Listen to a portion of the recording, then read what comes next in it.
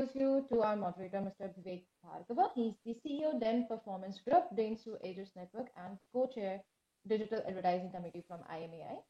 And for the panelists, we have Mr. Tarun Chabra. He's the founder from Neiman's Shoes, Mr. Shantanu Deshpande, founder from Bombay Shaving Company, and Ms. Ahana Gupta. She's the CEO and co-founder from Open Secret.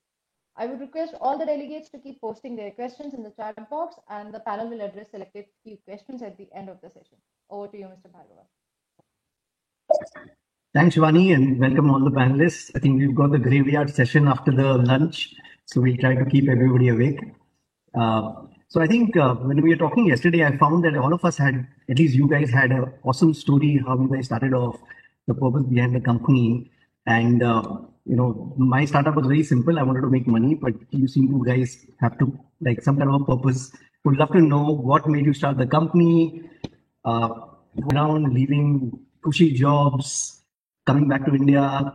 They are all awesome stories. So let's start with Ahana. Would love to know how you started, Ahana. So I think you're mute, Ahana. Sure. Someone had to say it. Right? This is like a trend of any online meeting that you're on mute. No meeting is complete without that phrase. So firstly, thank you so much for having me on the panel. I would say that a big fan of the other panelists. So it's great to share the panel with them. I'm actually looking forward to hearing their stories as well. To start with my own story, actually, I would take a step back because it goes back to my childhood. I grew up in a very small city in Rajasthan, was raised by a working mother, and she single-handedly raised me and my brother. I remember when I used to come back from school, I will open the lock and I would eat all the which was available at the house. And if you see my baby pictures or my school pictures, you would not recognize me. I was this very fat kid, and I used to fall sick all the time. Unfortunately, it took me 20 plus years, only while I was studying at Harvard Business School, to understand how much importance food plays in your health and wellness journey. And I saw how conscious people were about what they were putting inside their bodies. And especially, when you think about families and kids and children, if you go to a grocery store in the West, there is an entire aisle with healthy snacking, which are tasty, which are affordable, which are convenient. And it reminded me of the lack of opportunities in India. At the same time, I was hearing from my sister-in-law as well, and she was facing a similar issue with my niece.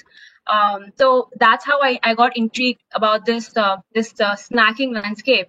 And it was like a very bizarre experience for me. It was more than a $10 billion category. There are all these big brands only playing on the world for the taste.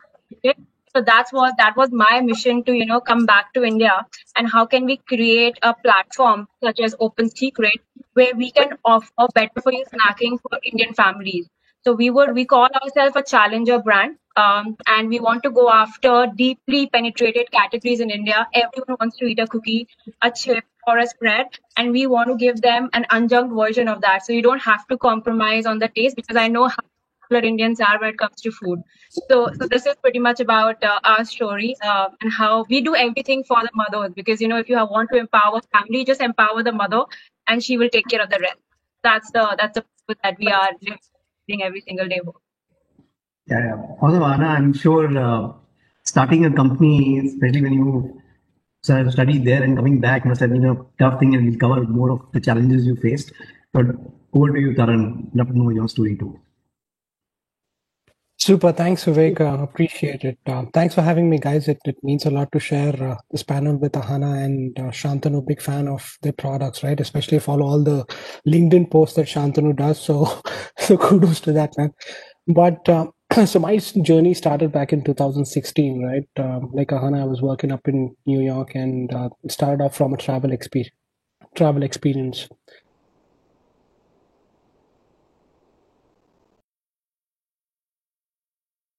Of stacking so many pairs of shoes was not for my love for brands or my my love to keep on stacking on multiple pairs of shoes from all parts of the world, but a struggle of finding a comfortable shoe for all day wear was something that left me deeply unpenetrated from the footwear sector. And during 2016, I had my family flew over from India, and we're going to Spain, and I was traveling to Spain with about 6 pairs of shoes. I still remember taken one odd suitcase with just all the pairs of shoes. I had a running shoe, I had a walking shoe. I was there for a few days of work. I had a work shoe as well, and I had an evening lounging shoe. So, one thing led to the other. While checking in into the train, I almost missed the train because the suitcase was left aside. And a very casual discussion between me and my wife, left me intriguing. If I have so much problem with the space, why don't I do something about this? And, my lifestyle was to always pick jobs wherein I had work from home and remote flexibility. So I took this as an opportunity, right? I started traveling to different places in India, different places in the US to understand more about the footwear space. I understood manufacturing, design, sourcing. And that's when I realized that everything that goes in a shoe today is made with, leather which comes from animal skin or synthetics which are extremely harmful for the environment. Right? So I am the annoying guy who looks at, nutrition behind every product that I buy. Right? I used to joke my wife saying, let's move back to India. And she used to tell me, are you going to find Greek yogurt in India, right? So these were the days back in 2016, 2017. So I said, when we are looking at better products for consumption, better materials for consumption, why aren't we looking at better products to be used in the supply chain for footwear? So we spent about 2 years, build the entire supply chain. Nobody understood what merino wool was in India. They still don't understand, right? We set up the entire supply chain. We created fabrics which are durable, sustainable, and wearable all around the year. And we launched 2 years ago. So the day we launched was the day I packed my bags and came back to India. It's an awesome story because I think a lot of entrepreneurship has started when they've identified a problem, especially this is personal to them, and solving that problem not only obviously builds a great company, but also gives you a lot of personal satisfaction. And I'm a big fan of the product that you make. I've just ordered one for my wife 10 minutes ago. So I'll give you real-time feedback to that. Awesome. Hope she likes it. Yeah. Awesome. Hope she likes it. I'm sure she will. Shantanu, over to you. Yeah, hi everyone. First of all, apologies. I am on a slightly broken internet connection, so I'll speak slowly. Am I audible, Vivek?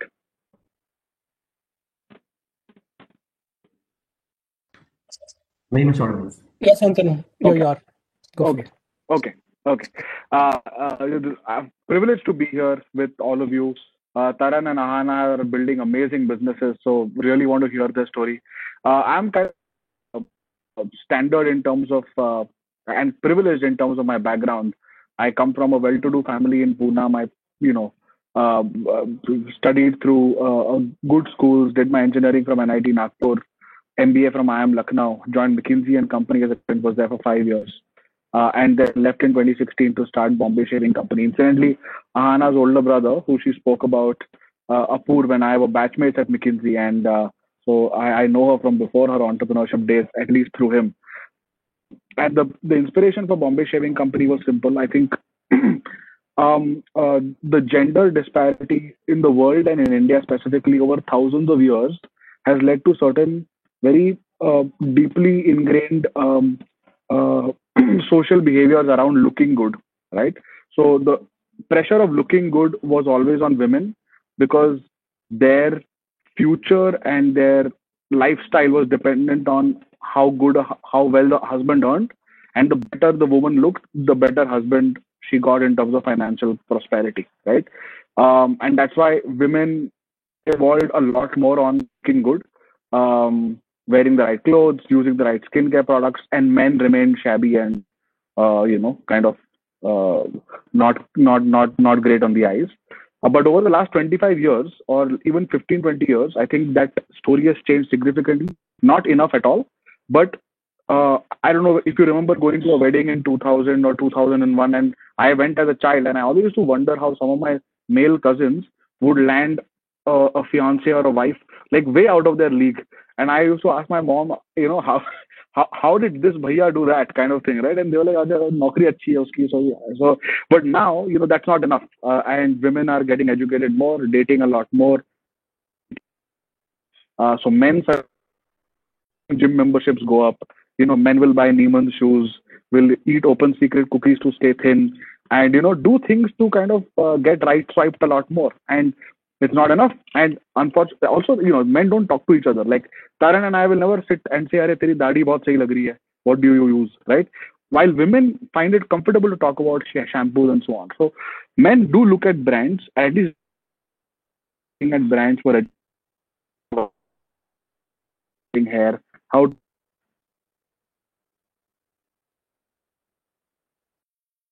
there needs to be a brand, and we want to play that role. We are a soft brand. We are not a macho, hamara brand lagao, ladki patao kind of communication. We are more soft. We are, kind of sophisticated, premium.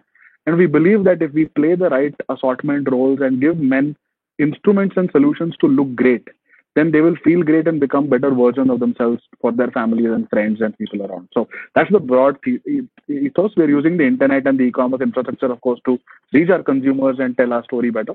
But that's the story about Bombay Silk. I read this book called Customer Centricity. It talks about that 20% of the customers give you 200% of the profits. And all three of you are building brands which are targeted towards a certain niche population, which is against that bottom of the pyramid theory of India and go after the billion people, right? So I'm sure when you were starting this company, building the business plan, there would have been a lot of challenges, both from a family perspective, like leaving McKinsey and starting this, or coming back to India and starting this. Same with you, Anna. So would love to know what are the initial challenges you guys faced, and what are the things that, in a way, you communicated to the people who are concerned for your success in the long run, and what are the answers you gave them, and what are the other challenges you guys faced? Should we start with Taran?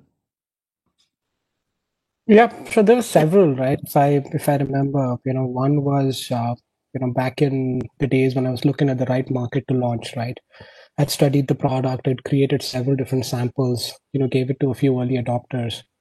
And I had a few mentors up in Silicon Valley, and I told them that I want to go back to India and start a product like this, right?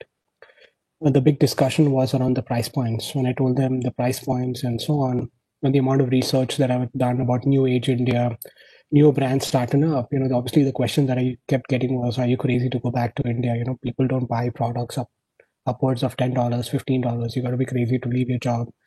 Why do you start something up here, move to the UK and 7 different countries, right? But I said, no, it's, there's a big shift happening up there. So a lot of questions poised around the right market for me, right, at least. And then, supply chain was also a bigger issue for us, because when we spoke to a lot of manufacturers in India, they didn't understand about merino wool. Neither they wanted to back a new age brand, right? Because the Indian shoe space is, for the manufacturers, a deep dive in exports rather than working with Indian brands, right? Because what will they, Indian brands nichod dete hain, so they don't get any benefits, so they don't get any profits out of working with Indian brands, and they supply cheap products, right? So we said we are not going to be doing that, but the persuasion didn't help. So we kept all our manufacturing abroad, and when the time was right is when we moved it to India. So a few issues with, let's say, product market fit, supply chain was a few earlier hiccups that we had. Shantanu, you, I think this is a very niche space. The way you explained it was quite awesome. I never thought of it, but it's so true. Love to know the challenges you faced there. We faced a lot of challenges when it comes to like the choice of leaving McKinsey and starting up was kind of obvious. I think everyone in our generation, right? I was 28 when I started up. I think we look at careers differently now than what our parents would look at, right? So our parents would look at a 35-year career in maybe 1 or 2 or at max 3 organizations to kind of create a retirement nest, make things happen for the kids and family and so on. But younger people, our generation is privileged because of the work done by our parents, that we now have 7. And at 28, I was halfway through my first career, right, at McKinsey, and having kind of done well. And so financially, it was like the choice was, should I continue my second, third, fourth, fifth career also at the firm, or try to do something far more value creating financially and otherwise, right? So leaving was actually a very rational choice. It was made rational because I was lucky enough to come from a well-to-do family, lucky enough to be married to someone who was earning far more than both our requirements were. We both had siblings who were completely independent, our parents doing very well. So that way it was great. But I think for entrepreneurs, and I've said this publicly before, if you can find a partner who's more focused on an ambitious career as an executive or a professional and not entrepreneurship, is kind of volatile, there is no reason for you to not do it. So for me, it was kind of financially and otherwise also rather a rational choice. Staying in McKinsey was the irrational choice, right? The choice of space was actually nice because consumer brands were coming up. Everyone had kind of gotten used to the fact that Amazon, Flipkart are doing very well. Indian startup ecosystem had raised a lot of capital. Dollar Shave Club and Harry's are becoming good examples, 3-4 years older than us in the US. So it didn't seem off, except for a few friends and family members who were like, you're becoming a barber. On Truecaller for the longest time, my name was Shantanu Deshpande Barber. So there were small inconveniences of that nature, but largely the decision was a no-brainer. It just reminded me of the story where I met somebody and he said he's a fashion designer. And when I showed his phone number, it said like this guy Taylor. So sometimes has this funny way of bringing humility to a lot of people. Correct. So, one of the things I wanted to share out here is I read this book called Startup Nation, where in Israel, the parents actually want their kids to become entrepreneurs. If they don't become entrepreneurs, then it's okay for them to take a job. I think for the next 10, 20 years, that is the aspiration I think India should have, that the first choice for a parent should be that I hope my son or daughter takes up entrepreneurship as a career, because I think that's where you learn a lot also, because whatever we learn in our traditional colleges and schools, entrepreneurship teaches you. So even if you take a job thereafter, you'll be better at that job because the entrepreneurial experience will have taught you things. 100%. And I know Ahana's going to talk next, but I just wanted to add here, Vivek, that is so true. And even, we have 100 people now at Bombay Shaving Company. Every time, and we've had 3 people leave to start up on their own, we celebrate those 3 people, and even future people. Sakshi and I will want to, and I'm sitting actually publicly in our office and speaking this quite loudly, but we have publicly kind of said, anyone leaving, we'll write a check as an angel and try to get you some capital to start off, right? Because it's critical. It might make hiring for us far harder in the future, but that's okay. It's a small price to pay. Awesome. Anna, over to you. Yeah, no, I think as Shantanu was talking about this gender disparity, I really resonated with that. But of course, we'll talk about from a different gender point of view. And I'm glad, Vivek, you brought about the point about, parents encouraging both son and daughter. To be very honest, as I was mentioning, I grew up in Rajasthan. I would say I was very privileged and fortunate to have a mother who was aspiring for the best-in-class education for the daughter as well as for the son. My brother went to IIT Bombay, and I still remember, my mother is a professor, and there was another female professor, and she questioned my mother, why are you encouraging her to go to IIT? How will you find a groom for her? But I think my mother acted like a shield from all the societal norms. And imagine what that auntie would say now when she realized that I went to Harvard Business School.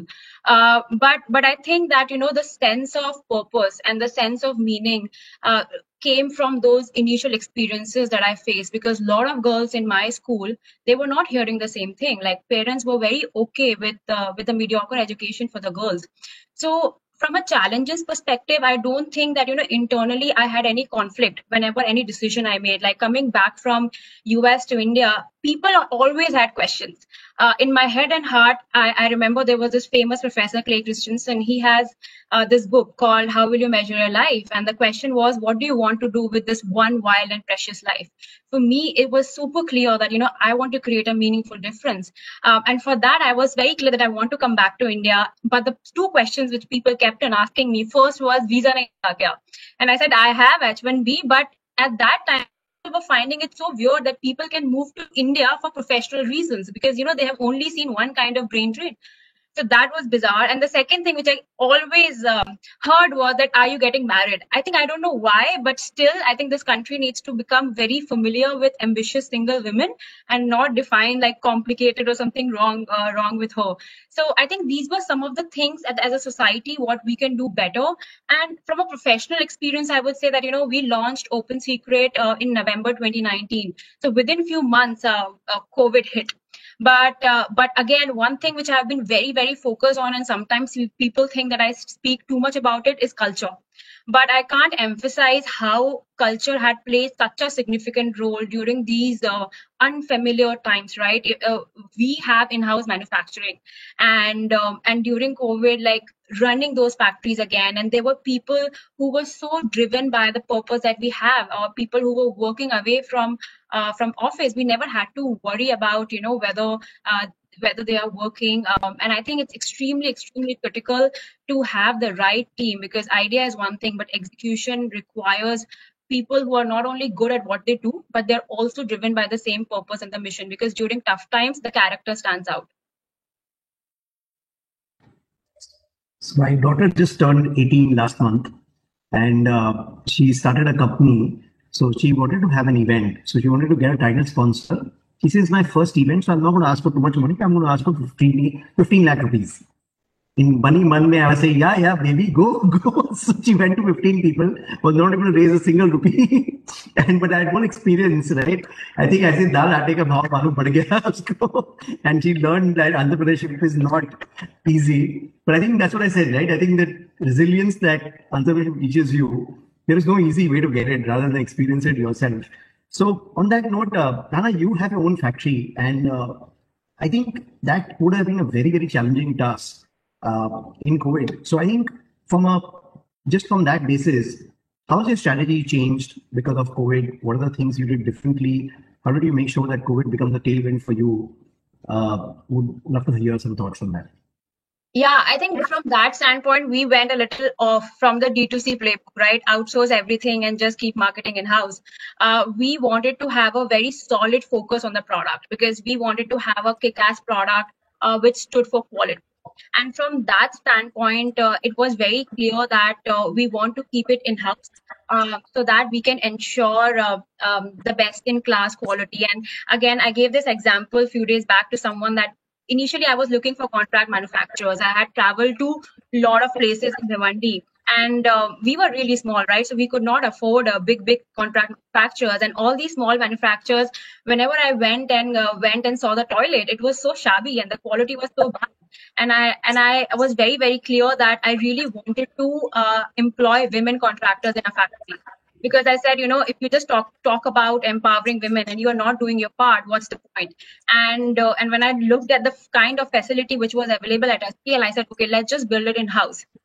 So that's the reason why we took it in-house. We do our own manufacturing. I would say majority of the contractors who are making these products, these are handmade products made by women from local communities. And during COVID, some of the women said that, the men in their families were not working, and they were the sole earner of the families. And I think that's the beauty of new age purpose-driven brand, that you are trying to create an impact in multiple ways, not only with your product, empowering mothers who actually got disproportionately affected due to all the burden, but also within your company, and as much as you can to the women of the country. Awesome. So, Tarun, I think your views on how sort of, let's say, 1 year ago and the next year, are there any fundamental changes that you've done to weigh your marketing events or your plans out there? I know you launched Chappals recently, which was an awesome product for the COVID. So I think the agility of changing things was wonderful. We'd love to have your thoughts and share your views. So, so for us, the COVID also hit pretty bad, right? So we completed our first fundraise. We came out with a bunch of new colors in the product that were working well, and we were sitting on our best month till date. And March 19, the entire country went into lockdown. So we said, what could we do during these tough times, right? And a bigger focus for us as a sustainable brand was to keep manufacturing very close to us. Before COVID, our manufacturing was in China, and for obvious reasons, because the outsoles and Sohn's quality and the factories up in China are way superior in terms of quality.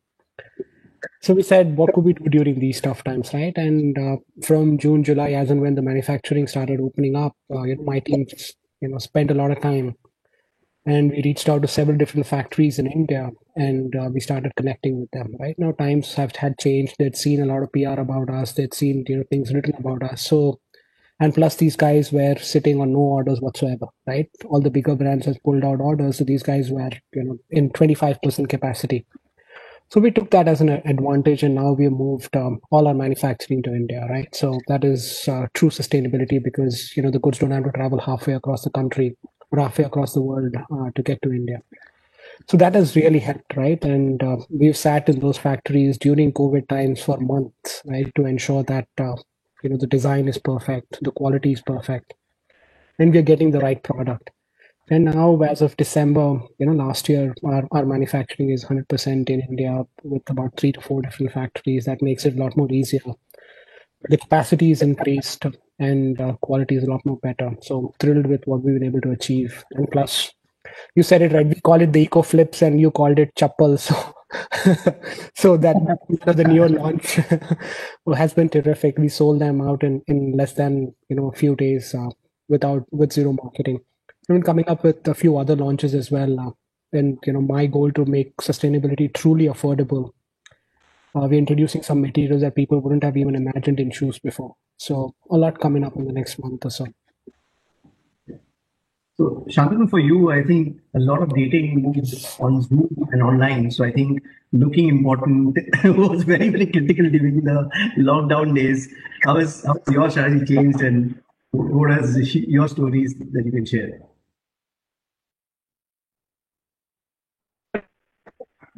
Thank you. Of COVID, it was actually very good reasons.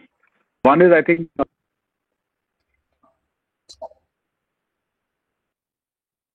in fact, buying, look at for it's better. I think people kind of, that was a category that didn't go down so much. Second thing is, for us, it was far easier to compete with our competitors, more established, larger offline brands on a screen than it was in two stores. I can compete now with and actually give them a run for their money, as opposed to offline distribution, where it will obviously take me a lot longer. So both of those two things put together, India was coming online and India wanted to look good on Zoom. So that worked well for our brand. Flip side, in terms of difficulty we faced in COVID, I think our media mix was difficult to understand and figure out ROIs on. Because every brand in the country wants to sell online, suddenly Facebook and AMS and everything becomes expensive. And the kind of efficiencies we were seeing before, we were not able to see now. So getting the media mix right was harder. But the good part is we try to be 6 months ahead of the market. So in October, we started doubling down on our offline strategy. So now we're truly an omni-channel play. We are almost 25,000 stores in. 40% of our sales come from offline. And offline is growing faster than online for us, purely because that's the way we have to control it. So Shantanu, I would like to cover some kind of stories and probably some kind of advice on fundraising. Not only you've raised capital, you've also partnered with a company where they've invested in you as a strategic investor. We'd love to know your thoughts on it and the benefits and the pitfalls of it. Or specifically strategic investing? I think both. Like I said, right? Traditionally have been built over decades. India, whether you see Nirma, many of India's brands, even those acquired by Unilever or any of these ones, right, took 10 to 15 years minimum to establish what we now call product market fit, which entrepreneurs like us want in 6 months, 9 months, 12 months kind of a thing, right? We don't have the patience, and rightfully so. I think innovation cycles have changed in terms of time, but the ability to build a brand still remains very consumer first. So you more time for the brand to be built out. Brands are built out because brands want consumers accept them, right? And that cycle still takes time. Now, when consumers are going to accept, but you are still faster, the only way you can bridge that gap in any rational way is capital, right? So gross margins, which typically you will see, whether it is food and beverages like Ahana or apparel like Taran or cosmetics and personal care like Bombay Shaving Company, gross margins are very good. Financially, you shouldn't need a lot of capital. You can probably leverage the business maybe from after some friends and family around. So, more as a founder on business building, whether it's recruitment or whether to really open up their door. Who are the distributors? What kind of assortment works in stores? Channel partners, etc. Super critical when you are looking at a 5 to 10 year window, right? And for me, that plays a big role in the business building. It of course adds pressure in terms of shareholder returns, but I think on the whole, I think it's a great idea to raise capital if you know what you want to use it and why the investors are important for you. We are in fact now raising a second round from another large strategic investor. So it's not like if you can, it's valuation pay. Relationship is unique, and every startup has its own way. So when the founders feel that okay, we need capital, better to raise it, then I think creates a certain amount of risk freedom for the founders and the team. So it helps a lot. So, Anna, you mentioned Professor Clay Christensen, and I was lucky enough to do his course in March online, and I had just come to know that he passed away in Jan. And I think that initial part of doing your MBA, doing IIT, but now you have a company which is growing very, very rapidly. So, what are the things that you do for self-renewal, investing in yourself, investing in your team to ensure that you keep pace with the growth of your company? Any things that you would like to share?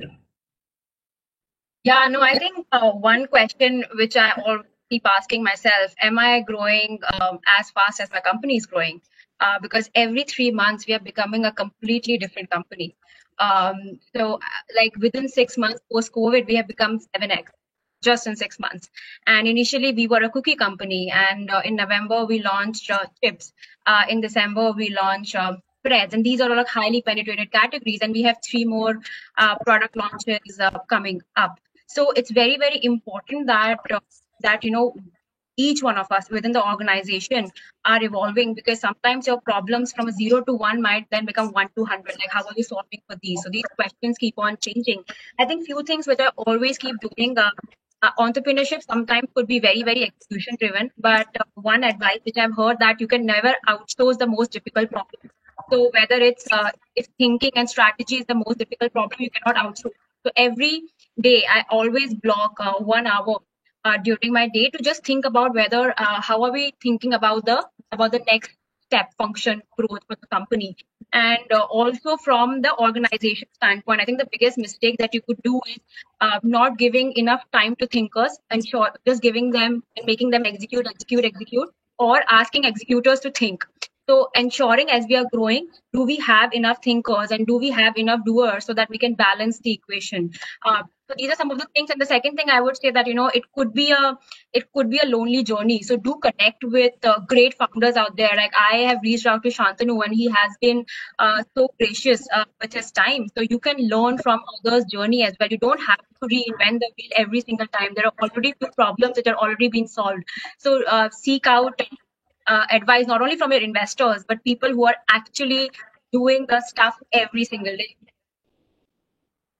I can relate to that, because what happens is that when you're growing up with friends and suddenly you become an entrepreneur, you just go off the radar for a few years, and then you have no easy explanation of missing the dinners and so many of the get-togethers they planned, and you constantly hear this thing that to bhi bada aadmi ban gaya hai, which is very embarrassing. But the thing is that I think that ecosystem of entrepreneurs is now growing, right? So we have enough of each other where we can support, and we say, okay, you know what, I know it's lonely, but at least there are more mentors that we can find today, and the ecosystem today than before.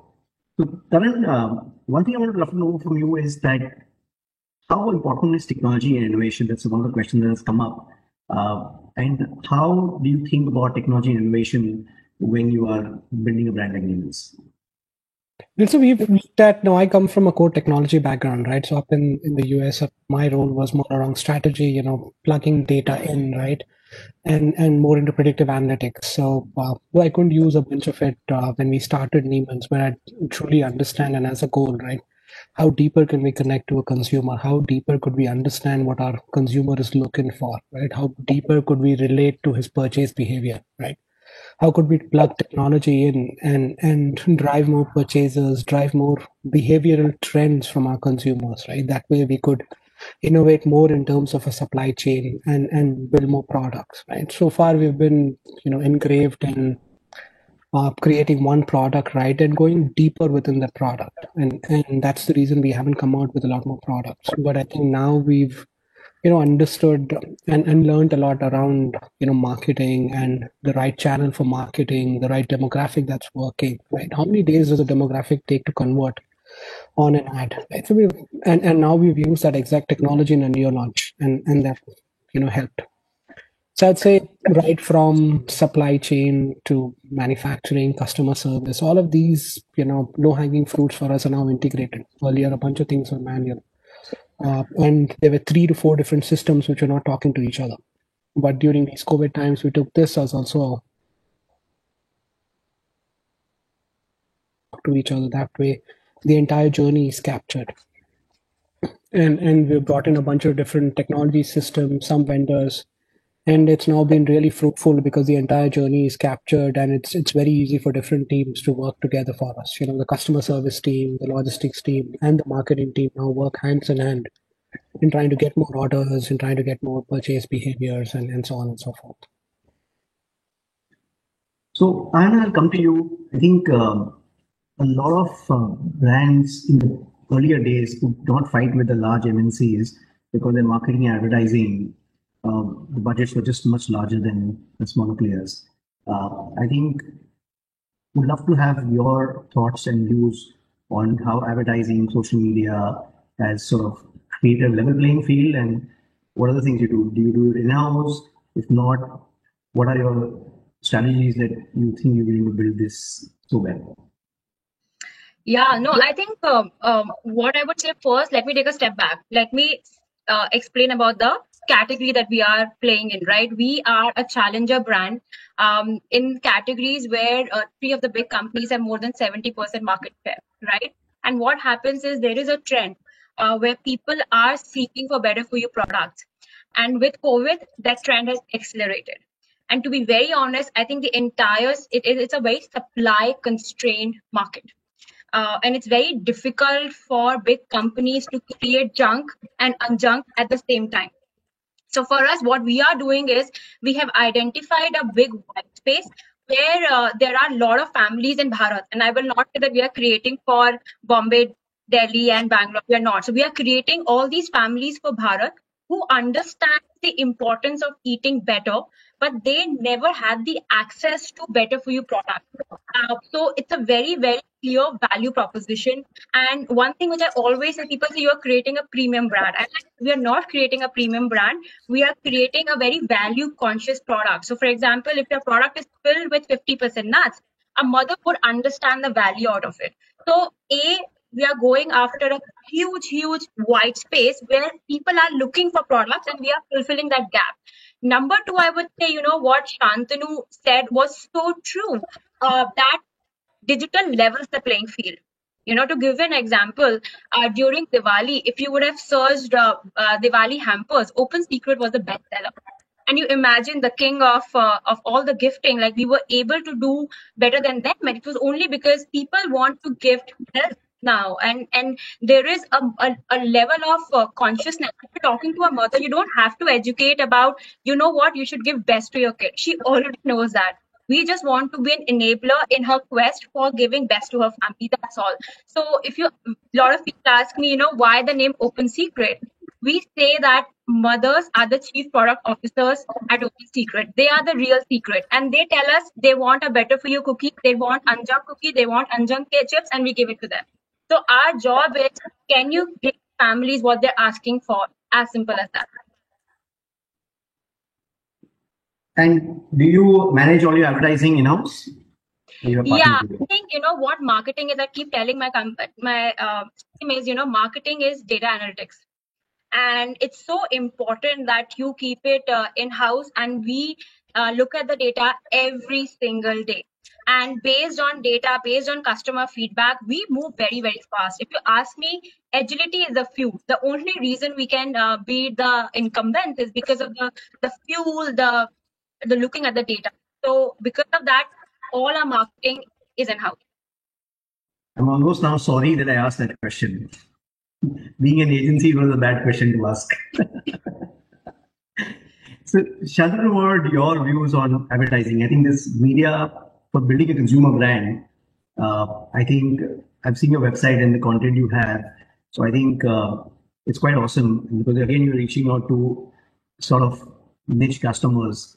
So what has been your thoughts on the stories? When you started off, a lot of people have also had bad experiences, right?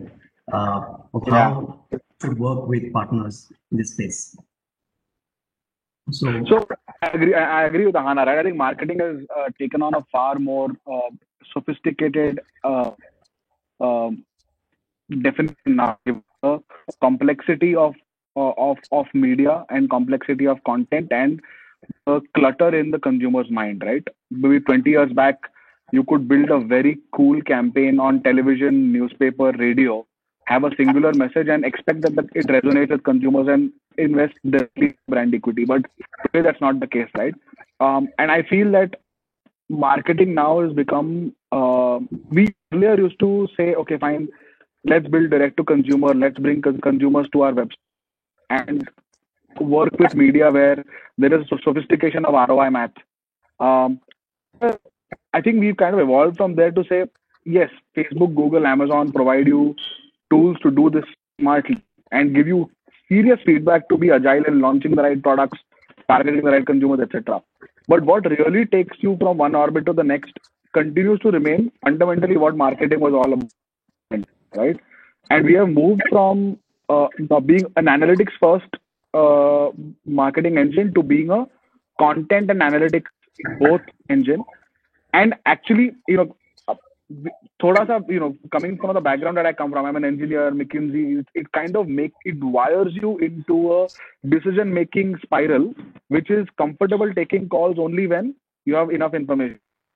Now, most efficient way of doing it, right? So we have realized that gut calls on content, really hard-hitting storytelling, don't have the right content, and whatever analytics you do on the media is kind of going to be suboptimal. And so we have now realized that we know the analytics part in-house really well, and we have some view on how to build content. But honestly, like agencies and some of the freelancers and storytellers across media, right? Whether it's a video, whether it's a short movie, whether it's static assets, whether it is assets, whether it's music assets. There are some incredibly talented people in India who do that, and we can't hire everyone. So we are very keen to work with outstanding storytellers to help us kind of work with our existing skill sets to take it to the market. Because I think it's evolving super quickly. Like the thumb rules of Facebook today are not what they were 6 months back, and they are not what they were 6 months before that, right? So yeah, that's my view. Cool. So I'm going to stand below the stage for your visiting card after this panel gets over. At least you're open to using partners.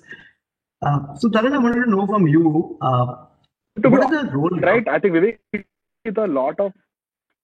work with a lot of agencies, very specialized, very good stuff, case by case. We have learned a lot from the agency institutional network, by the way. So, highly respect them. We don't, it's not like a typical big brand retainer model, but case by case, project by project, very clear metrics.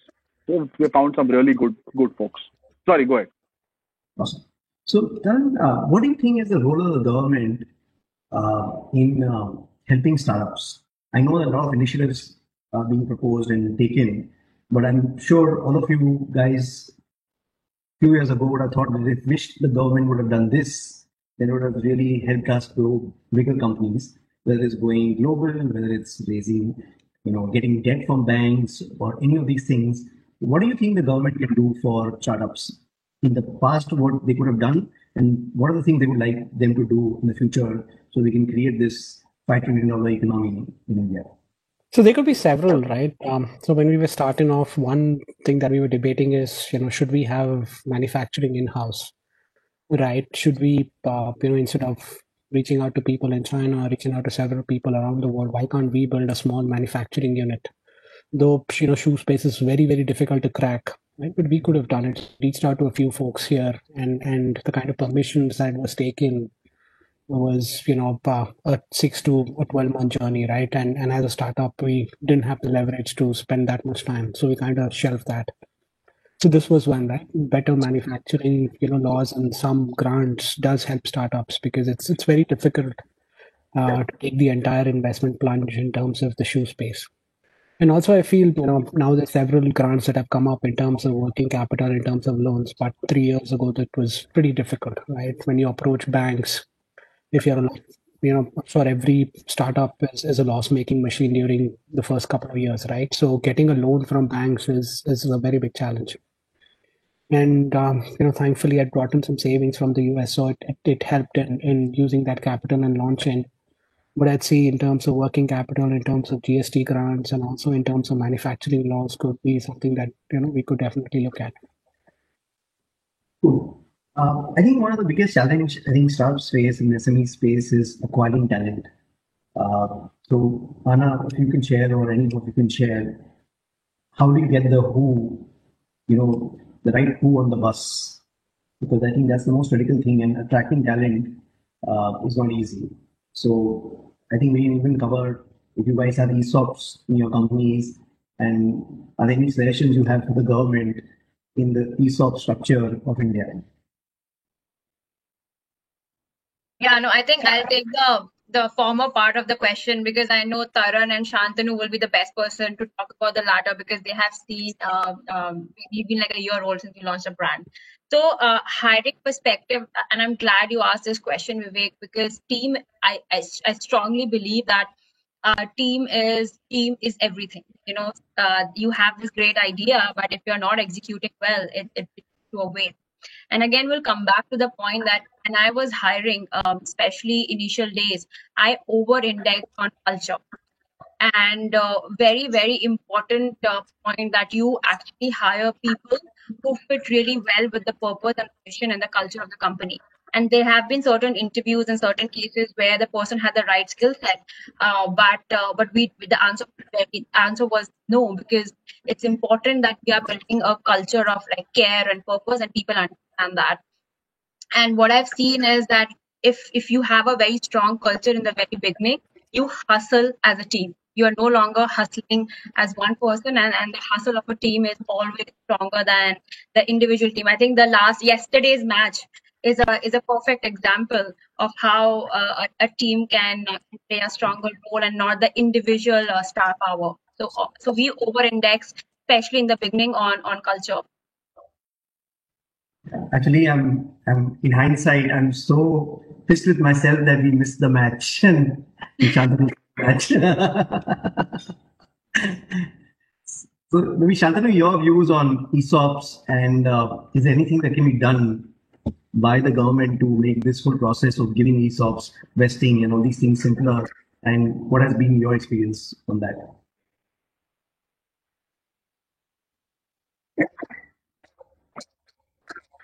And I think business consultant working with promoters and then starting a company, I still took 2-3 years to understand myself what things will help and what not. So it's hard. It's an unreal expectation for bureaucrats and policymakers to understand it day one. I think the intent is great. So they're trying to ease business. They're setting up funds of 1,000 crores. They're getting panels together to help rural entrepreneurs, and I think those are great things. But I think about focus, right? And I think stage one of government playing value creating roles economically for startups would literally mean some very tangible things. One is make life super tax efficient for startups, right? For founders with GS, income tax for employees, for in terms of credit access. If you can just do 3-4 things for just tax, I think that will help companies significantly.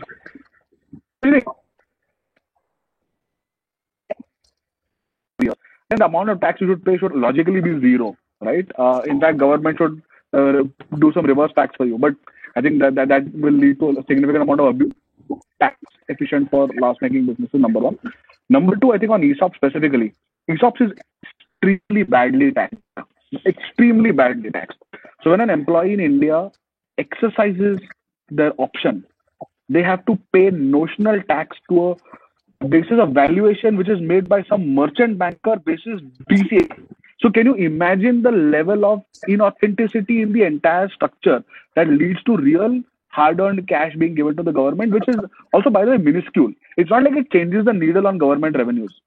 So if ESOPs can be structured in a tax, it will make it easier, and value creation, that could be in itself a singular point of focus for the government.